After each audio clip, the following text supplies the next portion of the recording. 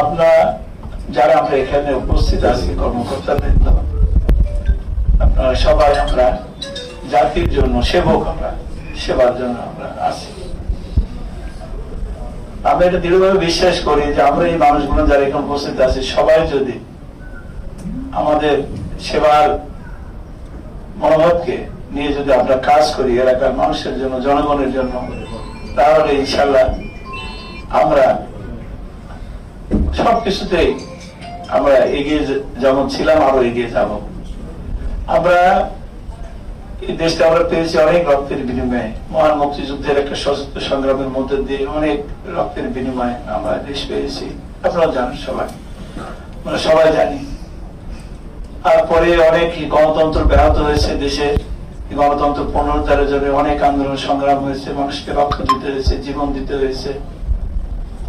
সর্বশেষ 5ই আগস্টে এই গণতন্ত্রের আন্দোলনের জন্য আপনারা জানেন বিএনপির ভারপ্রাপ্ত চেয়ারম্যান তখনকার সময়ে তারেক রহমান 17 বছর এই গণতন্ত্র পুনরুদ্ধারের জন্য নেতৃত্ব দিয়েছেন। আজকে তিনি বিএনপির চেয়ারম্যান এবং মাননীয় প্রধানমন্ত্রী, গণপ্রজাতন্ত্রী বাংলাদেশের তিনি প্রধানমন্ত্রী নেতৃত্ব দিয়েছেন। সেই নেতৃত্বের ধারাবাহিকতায় 5ই আগস্টের ছাত্র জনতা বিপ্লবের মধ্য দিয়ে দেশে যে একটা গণতন্ত্রের পথ তৈরি হয়েছিল, সেই পথে গত 12 ফেব্রুয়ারি নির্বাচন হয়েছে। তা আমরা তার চাই না, এমন চাই না যে আমাদের যেমন অতীত ফিরে যায়। আগামী দিন আমরা এই রক্তপাত গণতন্ত্র নিয়ে মানুষের জীবন আনি, এগুলো আমরা চাই না। আমরা চাই, এবং আমাদের মাননীয় প্রধানমন্ত্রী তিনিও চান যে আমরা হিংসা প্রতিশোধ বাদে আগামী দিনে একটি সুন্দর বাংলাদেশ গড়ার লক্ষ্য সামনে রেখে তিনি কাজ শুরু করেছেন।